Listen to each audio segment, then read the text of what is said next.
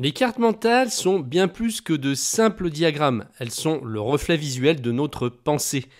Elles ont le pouvoir de transformer des informations complexes en une structure simple et facilement compréhensible, facilitant l'apprentissage, la mémorisation et la collaboration.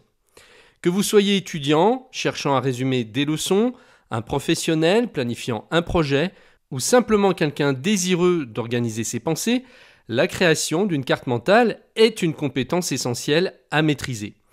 Dans ce tutoriel, je vous guide à travers les étapes essentielles pour créer une carte mentale percutante. Préparez vos outils.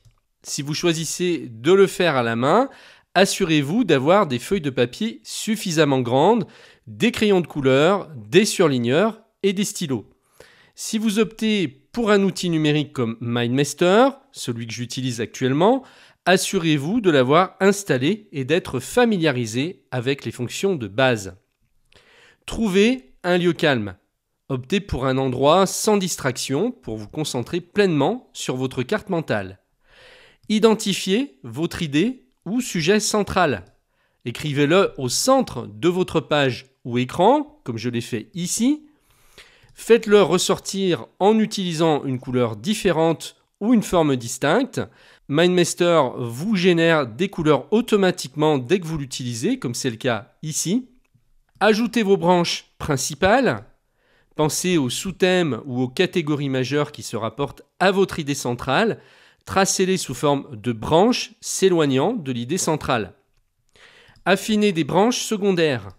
Pour chaque branche principale, pensez aux idées ou concepts liés. Ces branches secondaires émaneront des branches principales. Donc là, on a une branche principale et là, on a une branche secondaire.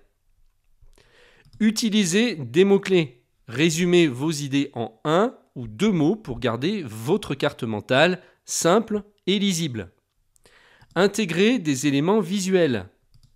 Ajoutez des icônes, des images ou des symboles pour rendre la carte plus mémorable. Les couleurs peuvent également être utilisées pour catégoriser ou hiérarchiser l'information.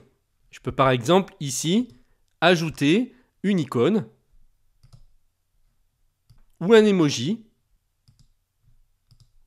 Et avec MindMaster, on peut aisément insérer toutes sortes d'images, dont les nôtres. Établissez des connexions. Si certaines idées sur différentes branches sont liées, montrez ces relations avec des lignes croisées ou des flèches. Restez flexible. Ne vous sentez pas enfermé par votre première ébauche. Les cartes mentales sont organiques. Elles doivent pouvoir évoluer à mesure que vos idées se développent. Revoyez et affinez.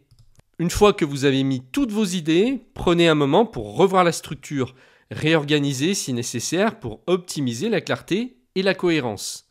Utilisez la carte activement. Si c'est pour l'étude, parcourez-la régulièrement. Utilisez-la pour enseigner à quelqu'un d'autre ou transformez-la en flashcards. Si c'est pour la planification, consultez-la régulièrement pour suivre vos progrès. Partagez et obtenez des commentaires.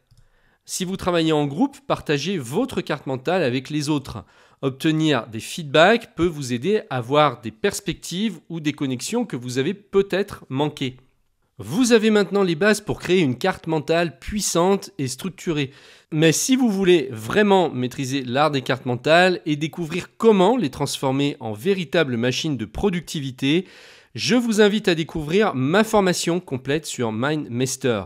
Plongez plus profondément, exploitez toutes les fonctionnalités avancées et transformez vos idées en action. Ne laissez pas vos pensées se perdre dans le chaos, organisez-les, visualisez-les et réalisez-les avec MindMaster. Pour accéder à cette formation, il suffit de vous connecter à votre espace Premium. Donc le lien se situe juste en dessous de la vidéo. Si vous êtes déjà inscrit, il suffit de vous connecter à votre compte. Et si vous n'êtes pas inscrit, eh bien, vous pouvez le faire dès maintenant. Je vous retrouve tout de suite de l'autre côté.